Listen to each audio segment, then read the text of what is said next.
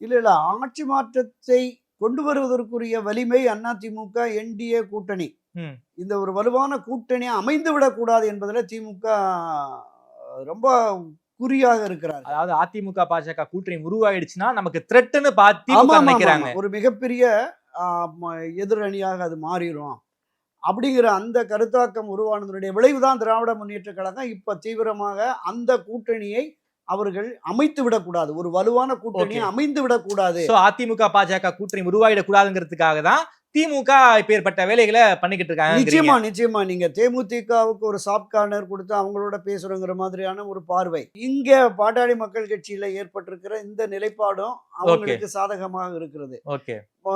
NDA அணியும் அதிமுக அணியும் சேர்ந்து மற்ற திமுகவுக்கு எதிர் நிலைப்பாடு கொண்ட மற்ற அரசியல் கட்சியெல்லாம் வருகிற பொழுது அது ஒரு வலுவான கூட்டணியாக கட்டமைக்கப்பட்டால் ம். நமக்கு இந்த தேர்தலில் வெற்றி சாத்தியப்படாதோ என்கிற அந்த பயமும் கவலையும் சார் அதிமுக வந்துருச்சு. அதாவது என்டிஏ கூட்டணி ஒரு அதிமுக பாஜக கூட்டணி ஒரு முழு ஃபார்மேஷன் அடைஞ்சிடக்கூடாதுங்கிறதுல வந்து திமுக வந்து ரொம்ப கவனமா இருக்காங்க போல இருக்கே. அதாவது அப்படிதான் வந்து தேமுதிகவை ஹேண்டில் பண்றாங்க.